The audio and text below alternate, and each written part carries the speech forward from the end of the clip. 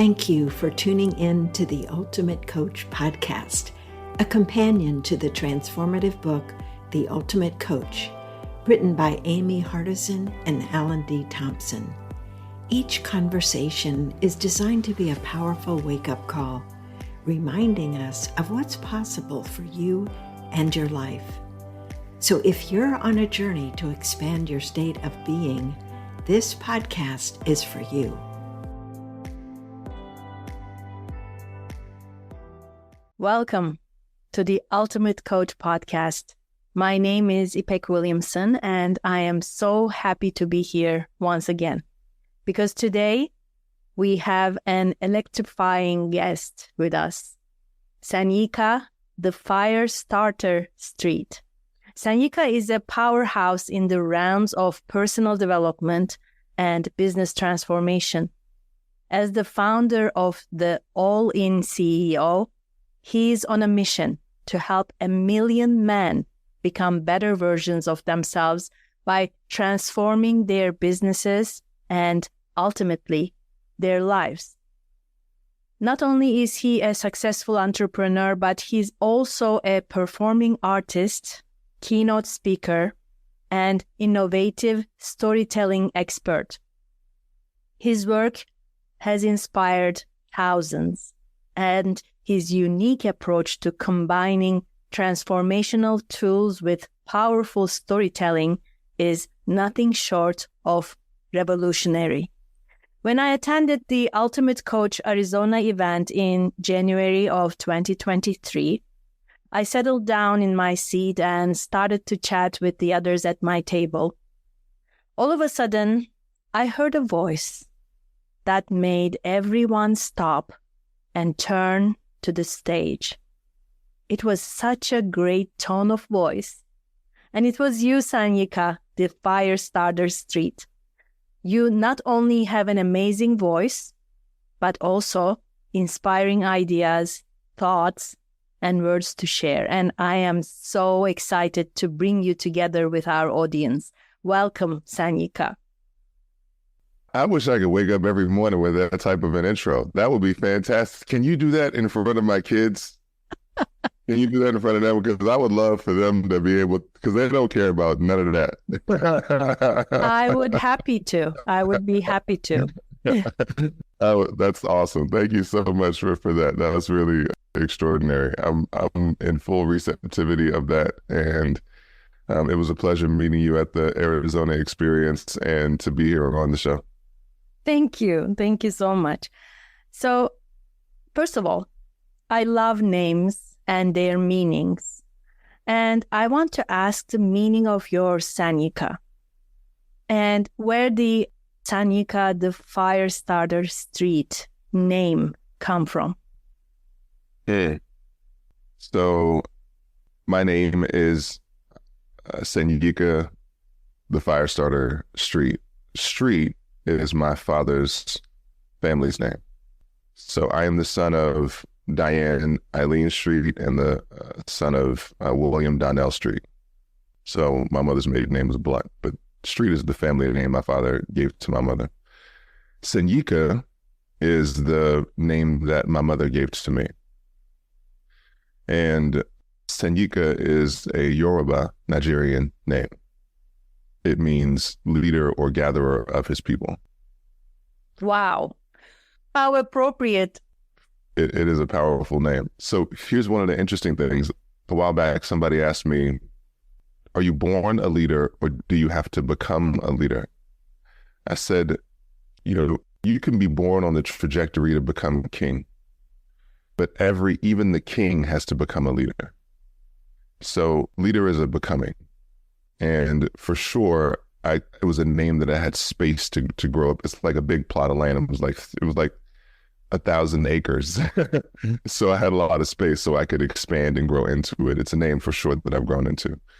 And the Firestarter, when I was emerging from what I like to call my rock bottom sandwich, I stepped into the path that I really wanted to always step into, which was speaking.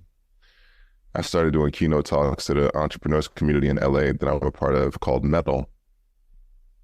And as I was doing my keynote talks, which I incorporate spoken word, and I was doing my talks, I was approached after one of my keynotes by a guy named Will Henschel, who's the CEO of a company called Focus at Will, which they do focus music. It's really brilliant. And he was like, man, you were great. He said, with my help, I can get you from great to excellent and excellent to transcendent. I was like, well, sign me up. All right. This is like one of my first coaching calls in 2016, somewhere around there, 2016. And so we get in the call, and then he says, so tell me what you do. I said, well, I'm a speaker, and I probably said it with that crack in my voice too. I was like, I'm a speaker, and I'm a, storyteller, and I'm a coach, and all these different things. And he said, no. He said, those are modalities. He said, tell me what you do. I was like, I have no idea what you're talking about. I don't even know what do you mean? So I'm on the call with him. Minute goes by, 2 minutes goes by, 3 minutes goes by. It's almost 5 minutes. I'm just there, like dumbfounded, just trying to figure out what that question actually meant, and not answering because I didn't want to get it wrong, by the way. And then that's something I just realized right now. And then about 5 minutes, and I said, I think I start fires in people. And then he goes, oh, so you're a fire starter. I said, okay. I said, what am I supposed to do with it? He said, just sit with it for a little while. What's interesting is that I had somebody who was working on a EPK, an electronic press kit for me, like a media kit for the speaker. And so I left Will, went to this guy, another guy named Glenn. And then I told Glenn, I said, what do you think about me naming myself like the Firestarter or something like that? I didn't even know what it was going to be. I wasn't ready to put it in my name. I was like, what do you do with it? Just say, I am a Firestarter? I was like, how does that work? And so he said, no, I don't like the Firestarter thing. I think you should talk about your height, because you're 6'8" and you're like a really big guy and you don't talk a lot about your height. And then I said, I sat with that. And then I came back and I said, not everybody can be 6'8". I said, but everybody can be a Firestarter. So then that's when I took that on. So that's the origin of the name. Wow, that's a beautiful story. Thank you for sharing it with us. And also, I want to go back to the beginning. What is your story, Sanyika? If I'd ask you to give us a snapshot of your life in a few minutes, what would you like to share with us? I think one of the most important things that people get to know from me is that about me and my life is I'm the baby in the family. I'm the youngest. I'm the youngest of 4 kids. And the 2 loudest voices, most prominent voices in my home were my mother and my sister. My father was not present. I lost my father when I was 7. I say I lost him because he left. So I never got a conclusive reason as to why he left. I just know he left. And that having 2 very strong women in our home informed they very much informed the way that I was, trained and raised as a kid, because I was informed by that leadership style. And when I left DC, I grew up in Washington, DC. When I left DC when I was 25, I was engaged at the time. But one of the things that I realized is that my mother is a very powerful woman. I learned how to communicate from her. I took a value of my love of words and language came from her. My love of history came from her. All of those different things came from her. But there was one thing that my mother did not have the ability to teach me, and that is how to be a man. She could teach me how to be a better person, but she couldn't teach me how to be a man. And nor could my sister. They could impart values, but there's a really important distinction that comes with having a man in your life or men in your life who train you. Now, my 2 brothers were on their own journey as well, right? So and they were all trying to figure things out. And I was the youngest. So my oldest brothers are 7, 8. My brothers and my sister are 7, 8, and 9 years older than me. What essentially happened though is that there's a frequency exchange. There's a frequency exchange when a man learns information from another man that loved him. And that's the distinction. it's not that the information is inherently, completely, radically different. There are some nuances and some things that come, but there's a frequency exchange that's missed. And the frequency exchange is a critical necessity to raising and to imparting the groundedness and the sort of the gravity that comes with living into your leadership and really becoming the man that you really want to be. So as I moved from DC to LA, that's when I went through like my whole rock bottom sandwich. I was, 8 years ago, I was like 10 years ago now, but 2015, I was like, called a rock bottom sandwich because I was already at rock bottom, and then rock bottom smashed on top of me. It's like an Oreo cookie. I'm feeling like financially broke, emotionally broken, 2 DUIs, girlfriend paying the bills, 40 pounds overweight, and definitely not living into the definition of my name without any question. And what essentially happened is I got into, I used to be a guy who lived in my head, and boy, oh boy, did I not know. I thought I could head my way through this life thing. I thought I could head it out, just all neck up, everything, just intellectualize, know it all that kind of stuff.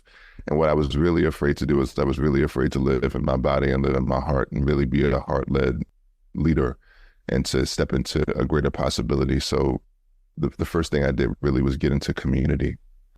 Community is what transformed me. Broken, nothing, community, because the reflection was so powerful and so potent. And the more I leaned into the reflection, even the ability to receive what you said right now in this conversation, at the beginning of this conversation, and at different periods of this now short conversation, my ability to simply receive the information and the feedback that you gave, I did not cultivate that ability until I got into powerful community. And that's where everything really emerged from there.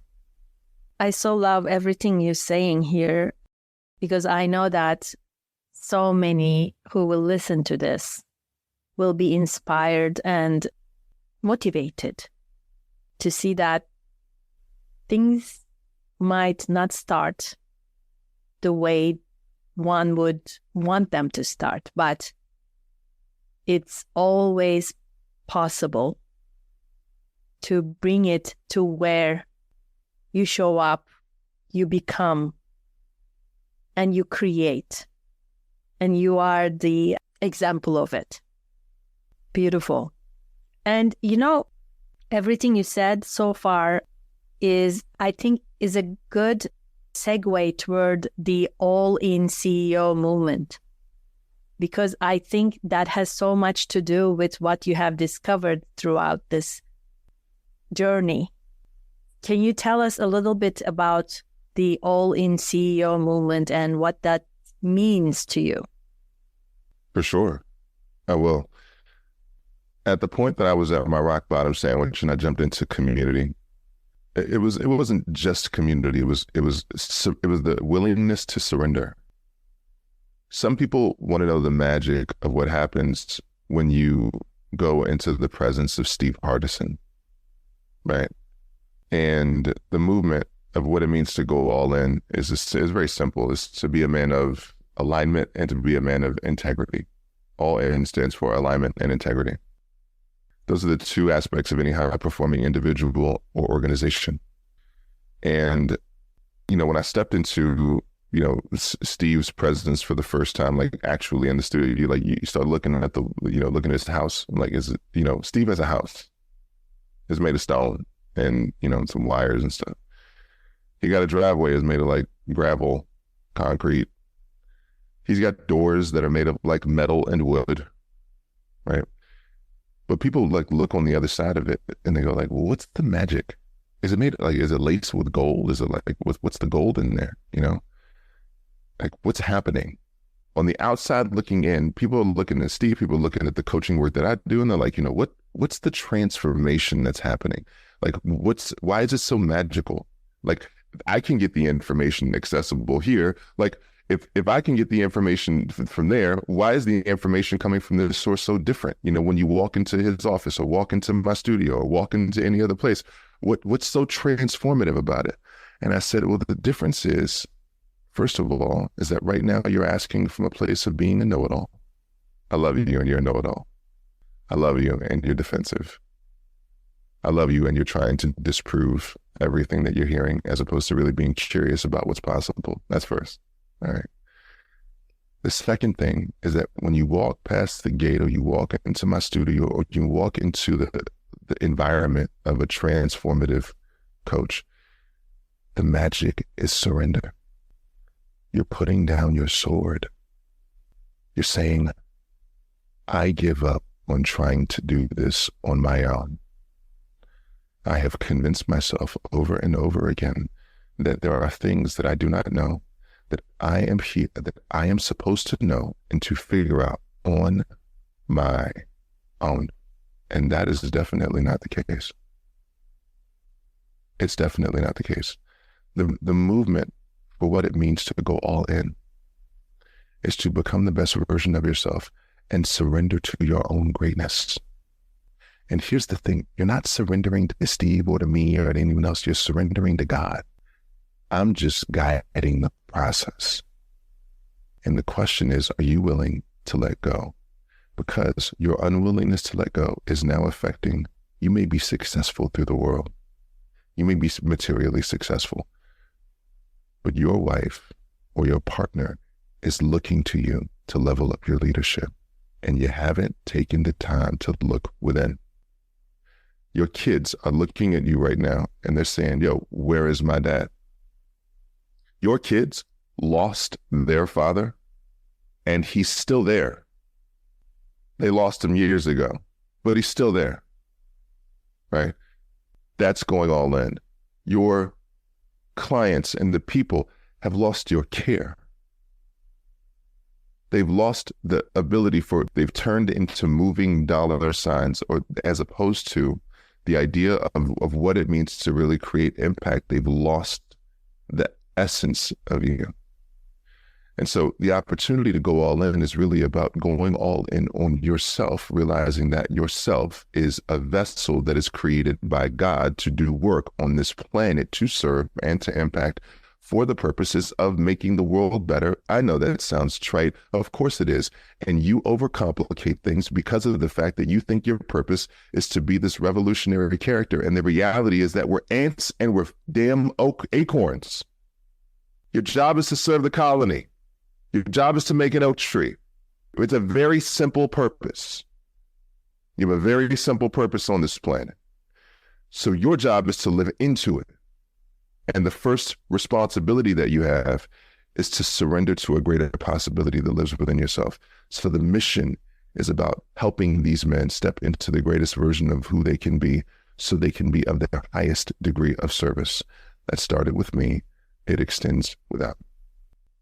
You are really showing off your storytelling talent, really, by telling us this in such a profound way. Thank you, Sanyika. And this brings me to the question about storytelling skills, because you exude that.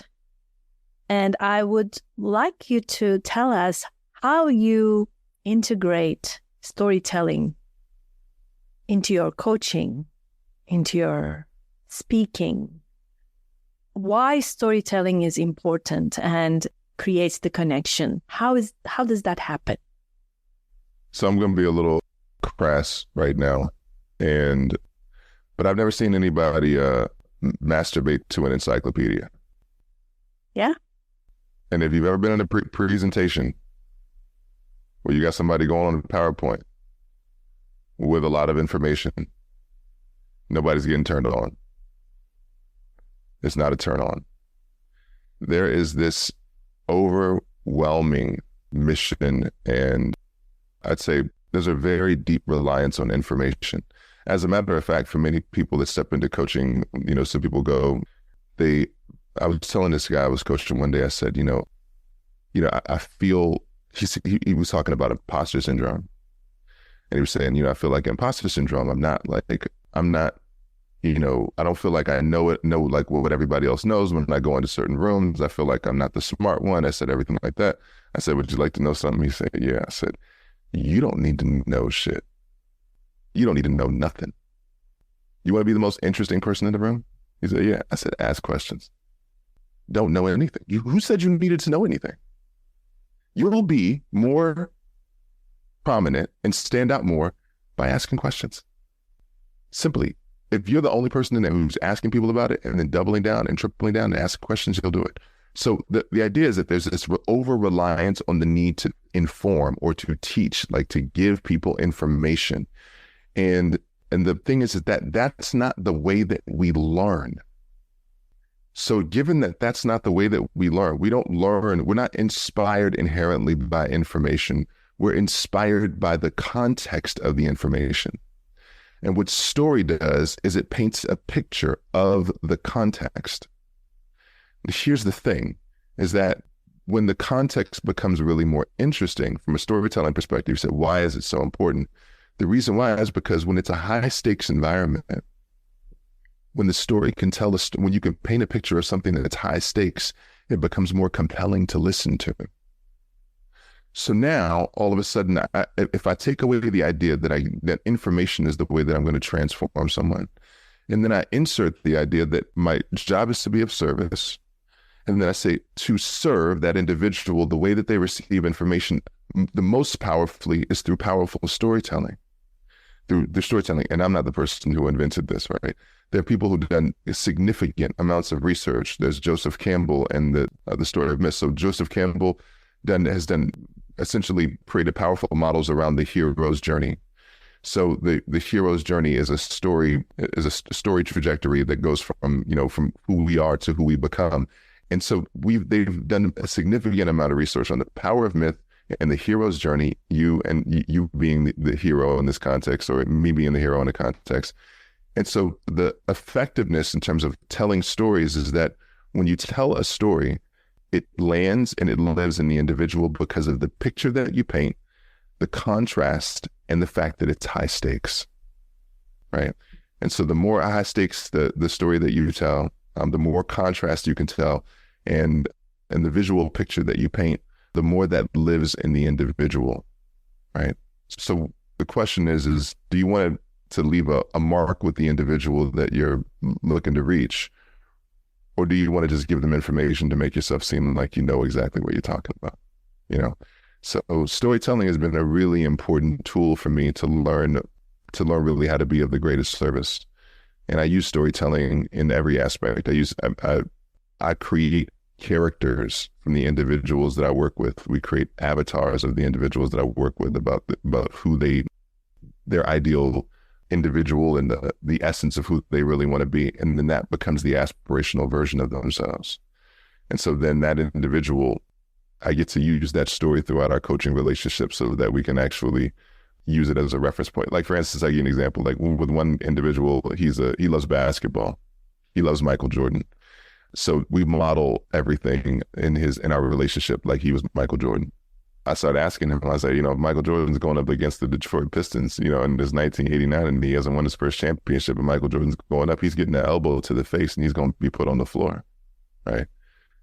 Question is do you want to be the guy who gets put on the floor, or do you want to be him the next year? That summer he trained, he got stronger. He said, they're not going to put me on the floor next year. I'm going to win a championship. And he was in the gym every day. And I said, what's happened is that, I said, you've been domesticated, my brother. Right now you're craving artificial light and air conditioning over the gym and over nutrition and over affecting, really focusing on where it is that you really want to be. So I said, so do you want to be Michael Jordan going for his championship the next year? Or do you want to be a domesticated guy who basically settles for artificial light and, everything like that? So that's just a recent conversation I had yesterday. So, but storytelling is a really important component for sure. Absolutely. Absolutely. And in your experience, I'm curious about it. What are some common challenges that you see men facing when trying to go all in, trying to get there? What are the main challenges you notice? So the first one is charisma. One of the first things that we learn as children is how to manipulate. And charisma is a really powerful tool. And so one of the things I witness guys with a lot of charisma and a lot of charm who can get themselves in and out of any situation, and they can navigate with everything. And listen, I used to be a guy who avoided pain, avoided transformation simply through charisma. And so what that charisma looks like in an environment is a guy who uses his words to get out of situations, but the reality is that he's lying to himself and to the people around him. He's not a man of integrity. He's not reliable. He's inconsistent, right? And so that lack of reliability, that lack of consistency, the lack of emotional groundedness is affecting his most important relationships. So not only is it important, affect his most important relationships, it's like, many guys, the majority of women who file for divorce or who say that they're getting separated, they're the ones who initiated it. And the guy's usually caught blindsided. He's like, oh, I'm like, I didn't even see it coming. I'm like, I hear you. And the reason that you didn't see it coming is because you weren't looking, right? You had a plant in your home and you made the assumption that all it needed was light. And I'm telling you that plant needed more than light. That plant needed food, it needed water, it needed talking to, it needed you to touch the leaves, right? It needed to touch the leaves before you tried to dig into the soil. It needed all those things. And it needed you to take the seeds that came from that plant and needed you to put them in separate pots and needed you to treat them individually as well. It needed you to nurture them. I was like, but I was too busy. I didn't have too much time. I was trying to get, do all this other stuff. I said, look, one of the first things I do when I start working with individuals is I have them sign this document called Becoming the CEO of My Life. And one of the first commitments is a commitment to radical responsibility. And radical responsibility is that I am the creator of my experience of this planet. I am cause in the matter of my experience. And so as we were talking about radical responsibility, and I was explaining to them about the plants, and I said, look, I understand that you may feel overwhelmed by the fact that you have like a big plant and you got like little smaller plants that you're tending to. And I said, here's the thing about radical responsibility. Radical responsibility is different than regular responsibility. Everyone's got regular responsibility, otherwise known as obligations, things I got to do. Do you want to live an extraordinary life? If you want to live you don't have to live an extraordinary life. There's tons of people who do not live an extraordinary life. But if you want to live an extraordinary life, your responsibility needs to be radical. It's got to be bigger than everything else. You can't just settle for the fact and be like, well, I know I got a couple plants that I need to take care of. I'm gonna just hope that the sunlight, what you're doing is you're expanding your emotional capacity to be able to facilitate the growth of the plants in your care. They are your plants. It is your responsibility to nurture the plants because you chose the radical responsibility, not regular responsibility, like the obligation to do it. Everyone's got regular responsibility, obligation, complaint, everything else like that. Like, I'm going to show up in this way because this is the man that I choose to be. I'm going to nurture plants because this is the man that I choose to be. I'm going to make sure the little plants get their own pots and they get treated individually, whether I got 1, 2, or 7. And I'm going to treat them individually because that's the play. And I'm not going to bitch, moan, and complain when I got to pay for stuff like the food and the water and the things that need to go into the plants so that the plants can grow. I'm going to create structures and parameters that are going to facilitate it. And I'm going to operate with the philosophy that's going to be supportive. And I'm going to be the man that actually is able to raise these plants and this main plant and these smaller plants into becoming a greater, a well facilitated, I call it a garden. And there's a phrase that says, I'd rather be a warrior in a garden than a gardener in a war. And we need more gardeners. We need more warriors, hard-led warriors that are willing to garden and tend to the plants. Wow, this is deep. Thank you, Sanyika. It's beautiful.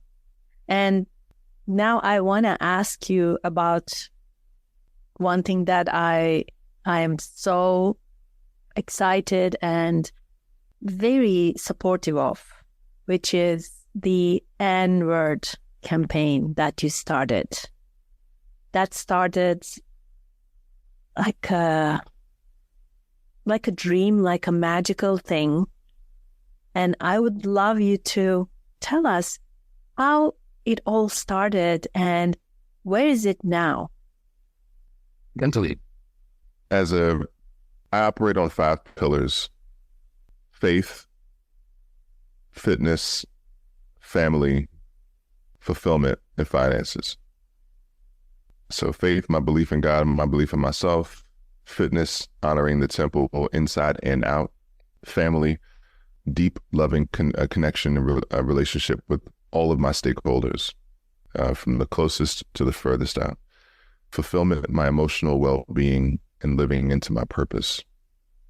And finances, my relationship with money.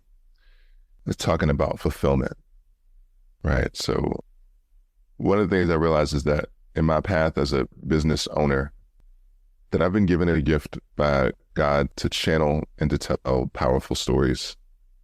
And the specific modality that I use is music and spoken word. I use rap too, but I would say music, spoken word, and rap. But it's really spoken word storytelling. And so what I do is I when I do my keynotes, I incorporate spoken word into those keynotes with music. And that's one of the ways that's the way that we got introduced to each other is through my presence in Arizona by doing that. So here's essentially what happened is I realized that I wasn't channeling, that really tapping into my gift. I wasn't tapping into the deepest essence of my gift, which is my calling, right? I was, working in my business, making money, doing that kind of thing, but I wasn't really tapping into my gift. And what really happened, Ipek, is that I was getting a call from God, but I wasn't answering the phone. Every guy gets the call from God, but not everybody answers the phone. And why would you answer the phone? The call's coming from an unknown number. So it's like 10 calls in a row. You're like, what's going on? I answer the phone. I get a mission, like, who is this? And it's like, well, I'm going to give you an assignment. Like, what's the assignment? You're telling me, like, I got this thing I need to do. I have to honor this thing. And I was like, what's the thing I need to do? And then the phone just hangs up. The assignment that I received was that I had to release and to impact people with a spoken word piece that I wrote called the N-word. In fact, this is really powerful for me because it felt like a complete deviation from what I was doing, like a complete left. It was like, you're building this business, you're working with these men, you're doing this thing. Why would you go and do this thing? And I'm like, look, I'm doing it because I got called to do it. And I'm fighting it and I'm kicking and screaming. Like, it was not an easy lift. So here's how I began. The first thing is that it started with an interaction I had with a Black friend of mine in 2019. And I posted something on Facebook and then he responded and he used the N-word, N-I-G-G-A, nigga. He used it like 2 or 3 times in the comment. And I said to myself, I was like, damn, dude, this is really extreme. Like, wow, yeah, I didn't like the fact that he used it, period. So I reached out to him on Instagram because he was more active on Instagram. And I said, look, man, I was like, I'm not going to delete your comment, but I'd like you to take it down. And, because it doesn't really vibe with the man that I really like. It's not a good representation of me. And I don't think it's a good representation of you. And I said that young man that you're trying to convince that he's a king, I said, he keeps getting confused because you keep calling him a nigga. So he was like, done. Anything else? He just took it down. And at the point he took it down, I said, oh man, I've been complicit. Like just using it to use it. And that's what happens. Many people think that the N-I-G-G-A, nigga, that word, and I'm going to say it, nigga, is a Black thing. Like it's just a word that Black people use. But one of the biggest misconceptions about that word is that Black people are just the people that use it in public. We just own the marketing on the word. We don't own the word. Black people don't own the word. It's just the marketing of it. And what I mean by the marketing is that the marketing is Black people are the only people that can use the word. Well, I mean, look, I used to have roaches as a kid. They say for every roach you see in public, there's thousands of them behind the walls. for every black person used to use that word in public, there's thousands of non-black kids using it in private. So I get calls from, so there's a lot of people, when I put the N-word out, for white families who talk about how their kids are using it and the impact it has on their kids, and that it's in their house because they hear it in music and comedy and film and stuff like that. Like, it's all over the place, like roaches, right? So the idea is that I had that interaction with him in 2019. I responded to that interaction by writing this spoken word piece called The N-Word. And then I just sort of like sat on it because I wasn't really sure what to do. I shared it with a few of my black friends, and my black friends were just like, I don't really know what's going to do anything because like, it's not, like a big deal, or, it's not a big thing. And then I had the interaction. Then earlier this year, I met you in Arizona. And then after Arizona, I got invited by Steve Hardison we had a really powerful interaction in Arizona, by the way. On the last day of the event, when I was rehearsing in the morning doing my sound check, after I finished going through the rehearsal of you, because he was the only person that ended up being in the room, I ended up basically performing for Steve alone while I was doing the sound check. After the performance, Steve came up and then he kissed me on my feet. And he said, "You're the most amazing speaker I've ever heard in my life." And I'm trying to figure out what just happened. Like, he just kissed my feet. Like, I had shoes on, but I was like, what's going on? So after that, we just connected, gave each other a hug. And then, I drove back to LA. Then that was on Saturday. On Monday, I get a call from Steve on Facebook, and Steve is telling me that he invited him. He said, "Do you live in Arizona?" I said, "No, I don't live in Arizona." He said, "If you did, I want you to come to the Grand Canyon with us." I said, "Why?" He said, "Well, I have a client named Sachin who is his last session is coming up, and he wants to go to the Grand Canyon." And I said, "Oh, well, I can't make it to the Grand Canyon." I was like, "Because, I'm busy. I got things to do." So after I hang up with Steve, Sachin calls me like 30 seconds later. So Sachin's like, "I have an invite for you." I'm like, "What? You have an invite for me?" He said, "Yeah." I was like, "Yeah." I was like, "What do you mean the invite?" And he said, "I want you to come to Grand Canyon with us." And I was like, "What is going on?" I was like, "Why is everybody calling me on Facebook?" I was like, when did this start happening? So he calls me, and right after Steve, and I said, "Let me think about it." And after I thought about it, I went to my wife and I said, "Babe," I said, "I just got a call from Steve and from Sachin about going to the Grand Canyon." And she said, "Are you thinking about going?" I said, "No, I'm not really sure." She said, "Babe," she said, "you wouldn't have brought it to me if you weren't thinking about going." So I'm like, all right. And I said, "You know what?" I said, "I'm gonna go. I'm the CEO of my business, and what I'll do is I'll make some moves. I'll, get somebody to take over my spot in our mastermind. I'll, ask to request and move some client calls." And that's exactly what I did. And then I'm back out on my way to Arizona. I go to Arizona, short story. We have a great day at the Grand Canyon, go to Steve's house, meet up with Kasudi and Sachin. So it's Kasudi, who's black, Sachin, who's Indian from London, Kasudi's from Chicago, and then Steve, and we're in Steve's car. And, we read the butterfly effect on the way up. We drive up to the Grand Canyon, had a great day, walked around, had breakfast, read the butterfly effect, walked the Grand Canyon. As we were walking the Grand Canyon, there was this rock, I'm talking about a rock bigger than my hand, that came barreling down. And then I felt it whiz in front of my face. It was on the walk up. It actually went past a couple that was a little bit ahead of us because they saw it too. If that rock hit me, I wouldn't be here. Wow. If that rock hit me, there's no way I'd be here right now. Inches. Magical, right? So magical. So then we go up, we have dinner, and then I drive back on the way back from the Grand Canyon. As we're driving back, we're just talking about all types of things. In the front, Steve is in the front with me. I'm driving. And then we start playing Freddie Mercury and Prince. And as they're playing Freddie Mercury and Prince are putting CDs in, and I'm like, Steve, I'm like, why you got CDs in here? Like, where did they come from? You know? So they're playing Freddie Mercury and Prince and talking about music, and in the back they're talking about hip hop. And then Sachin goes to everybody. He says, I got a question. He says, how do you feel about Black people using the N-word? And I was like, did he just ask that question? I was like, yeah, he just asked that question. He did. Nobody in the car knows that I have a fully formed opinion about this. Right? This is earlier this year. It's 2024. This is 5 years ago when I originally wrote it. I said, you know what? I'm not going to respond to his question. I'm just going to perform the piece when it comes to my turn. So I said, you know what? I'm going to wait till Kasudi goes because Kasudi's Black and he was going to speak to it first. I was like, I'll let us speak to it first. So Kasudi goes, Sanyika, what do you think?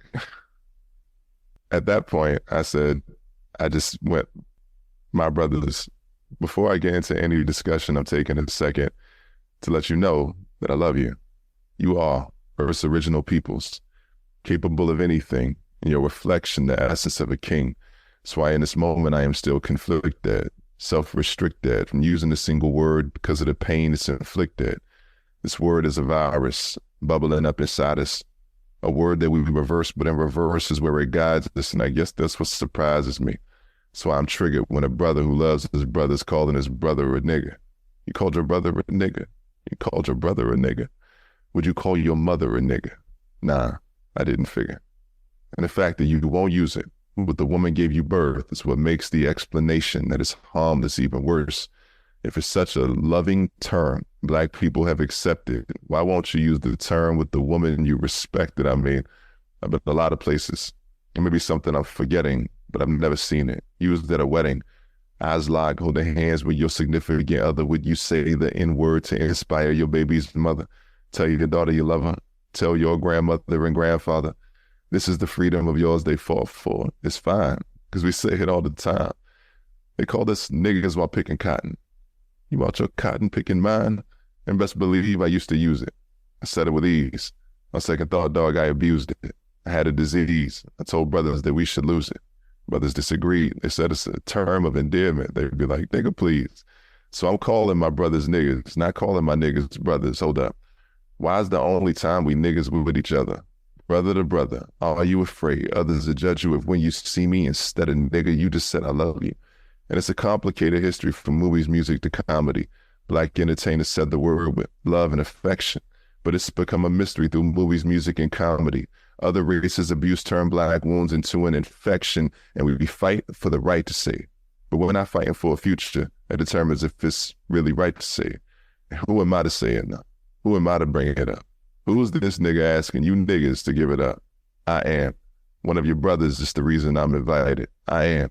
A man that speaks the truth, even if you don't like it. I am. Or where the transformation happens and fades is the first step, is the awareness there's no benefit to say it. Screw acceptance. We go from it's okay to it's outrageous. Because they call brothers niggas for they lock them up in cages. They call Black fathers niggas so they can't make better wages. So I'm only using words that bridge a brother to his greatness. My camera was broken, but now I get the picture. There's a much bigger audience using the word nigga.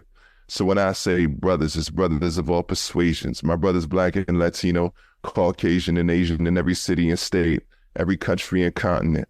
The N-word is a problem all over the fucking place. And words like nigga live in all genders, races, and religions. The word you may feel is freedom for someone else is a prison. So what I'm trying to teach you is a lesson I was given. The words that you choose, the words you abuse, the words that you use create the world that you live in. Nigga means ignorant. It doesn't make us better men. Can't put it at the end of your name to go practice medicine. Doesn't make you richer, healthier, or Blacker. It does not improve the chances of making Black lives matter. And if Black lives matter, my niggas, here's what I'm asking. Why would I call you nigga when your righteous name is Black man? Originals, brothers, sophisticated or gutter. I am only using words that will show my brothers I love you. And the love runs so deep, I am willing to take this stand for the brothers that will sit and try to make me the villain. I'm the tattoo remover here to get it off your chest. It'll sting a little bit. Brothers, this is my request. I am asking you to rethink your words. Not calling you out. I am calling you forward words. Stop using the word nigga. And what to call your brother other than the N-word is only one thing. If that man is really your brother, the only thing that you should call him is a king. Yes. Wow. Oh my God, I so love this. I so love this. And, all my life, I always wondered why to use this word? Like, if I don't want to hear it from white people, I don't. Why would I also want to hear it from Black people? Because our words create our reality, as you said. Then let's call each other king. And you make a really great point. If you don't use a word for your most loved people, then what does it tell you? Then it means that it's not the right word. It's not a good word. So this is the thing that I realized. It's become a word of connection. It's become a word of validation.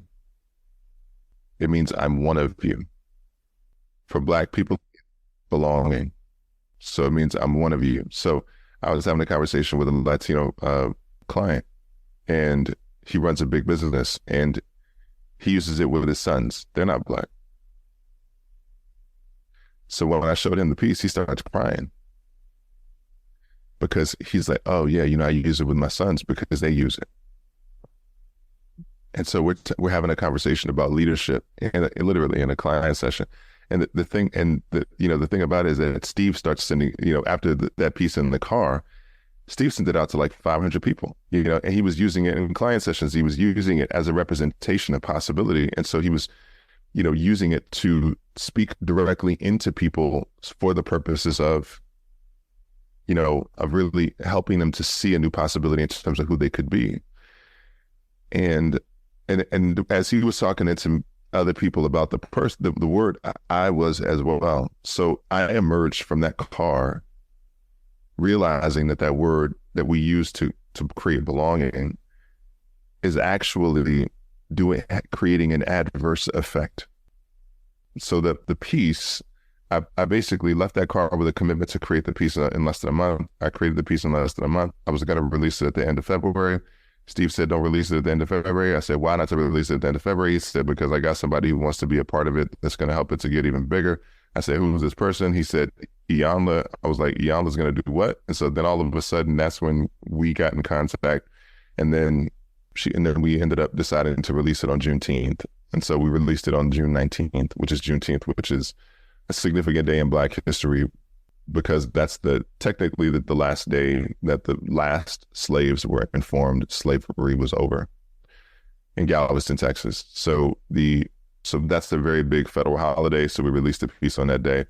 And at this point, the video's gotten over 500,000 views and a lot of, and a significant amount of positive feedback from Black people who, and listen, Black men use the word, and a significant amount of Black men and Black women are like, yo, I'm so glad you said this because I've been feeling like this my whole life.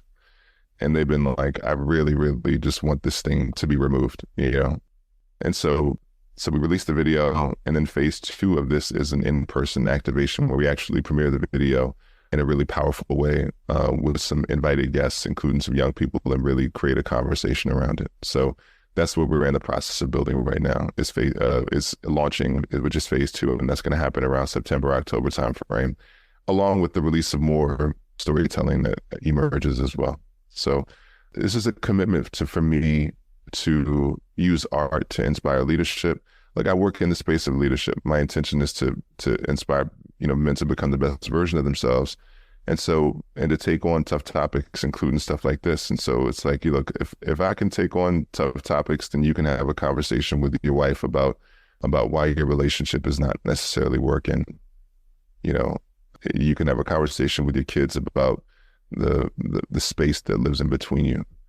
My intention is to be a representation of possibility by tackling the world's toughest conversations so that we can really inspire each other to really step into who we want to be. If I can tackle a tough conversation, you can tackle a 4:55 a.m. wake up and get to the gym and get yourself moving.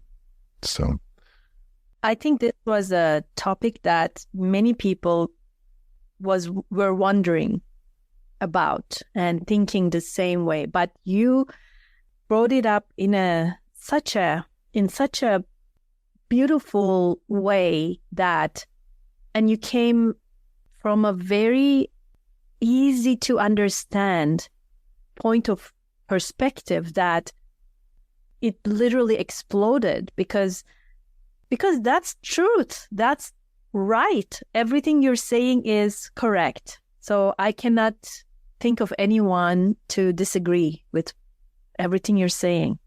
And I so love, and you answered my question even before I asked it, because I was going to ask about Iyanla Vanzant and how she became involved in this. But you said a little bit about that, but if you have anything to add about her and her involvement, I would like to hear that too. And I'm sure everyone listening would be interested too. Well, Iyanla's been, her and her team have been fantastic. Like, they've been really, really great. So shout out to Iyanla, to Miss Ia, to Zakia, and to Darvel. They've been really exceptional. Iyanla decided to distribute the video on her platform. So the bulk and the majority of the views occurred on her platforms, all of her social media platforms. That was number one. Number two, the piece ended up being, all of the feedback and everything from her team has been extraordinary, and they've been really excited about just what it's created, and they're excited about participating and partnering in terms of creating more work together. So they're partners in this, and the intention is for Iyanla to not only just distribute the video on her platform, but also to facilitate the in-person conversations that we have. So for her to physically be present so that we can have that as a component of this. So that's one of the next phases of this, is really like bringing that forward. And my intention through this is to, again, use art to really be a powerful tool to communicate things that don't. Ipek, one of the things about this conversation is that it's a very easy conversation to understand intellectually, in terms from a sense standpoint. Black intellectuals have argued this conversation for as long as I've been a kid.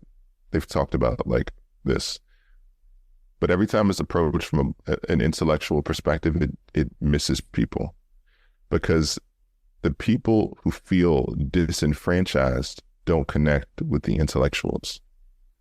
So for instance, it's like almost like, it's like, having somebody from Harvard, talking about like the Bloods and the Crips, and it's like, or like a gang or something like that. Like it doesn't necessarily land, because some of the people who it's looking to intended to, the people who use it or who leverage it, it misses them. So this conversation needs to be approached from individuals who really understand it on a visceral level, and who are grounded in sort of like the experience of culture and music. So that's the intention, is bringing forward people who are power players in music and entertainment and comedy, and really like having those people present in that conversation so that they can be a representation of possibility.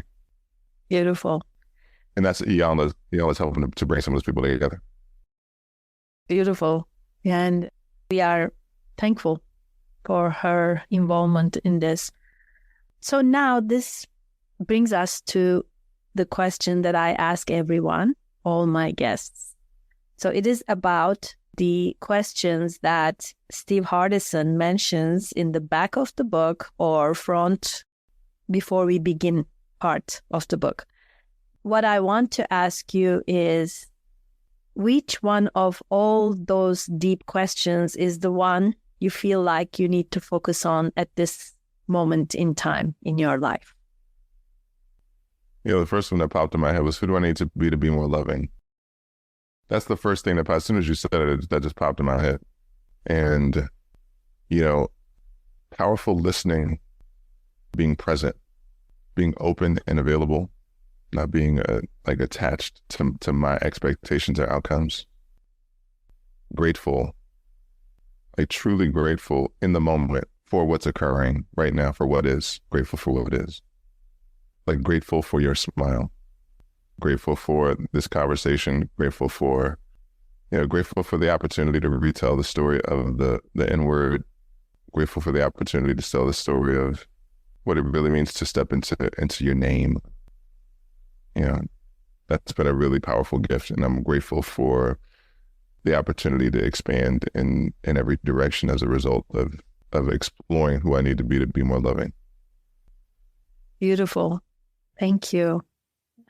And Sanyika, I want to ask you also 3 rapid fire questions. We are getting to the fun part of the podcast. And I would like you to answer with a couple of words or a sentence maybe. So the first thing is, what is one thing you cannot live without? The first thing I thought of was my wife. Of course. Well, let's leave the people outside, but a thing like that you use every day or you love, because it's obvious, right? It's your family. Right. One thing that I could not live without is, lifting weights, weightlifting. I love lifting weights. It does a lot for me. Yeah, lifting weights. Can't live without it. Okay, that's it. And the second question is, what is one word that best describes you? Intentional. Ooh, I love that.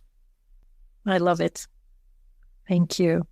And the third and last one, what is one piece of advice you would give to your younger self? Don't resist the challenge, choose it. This is a beautiful quote that I want to just write it down and share with the world, with everyone. So beautiful. So true. Sanyika, it has been an absolute pleasure having you on the podcast with me, and your insights, passion, and dedication to transforming lives are truly, truly inspiring. So thank you so much for sharing your journey and the incredible work you're doing with the All In CEO, with the N-word campaign. For our listeners who want to learn more and connect with you, where can they find you online? You can find me on Facebook, Sanyika the Firestarter Street. You can find me on Instagram at the All In CEO, and you can find me on the website, the allinceo.com as well. And I'm reachable. Yes, you are. And to our listeners, thank you for tuning in to the Ultimate Coach podcast. If you enjoyed today's episode, please share it with your friends and leave us a review. Remember, transformation starts from within. And as Sanyika has shown us, when you go all in, the possibilities are limitless. Until next time, keep striving for greatness and embrace your journey. And Sanyika, once again, thank you a million times. Have a lovely day. Thank you for having me, and thank you for listening. Thank you for joining us today. If there's someone you know who could benefit from this conversation, please share this episode with them. Also, check out our website, beingmovement.com. You'll find valuable resources and links to connect to an engaging and wonderfully supportive community. Together, we can inspire and support each other on the path to a greater understanding of being. Until next time, take care and be kind to yourself.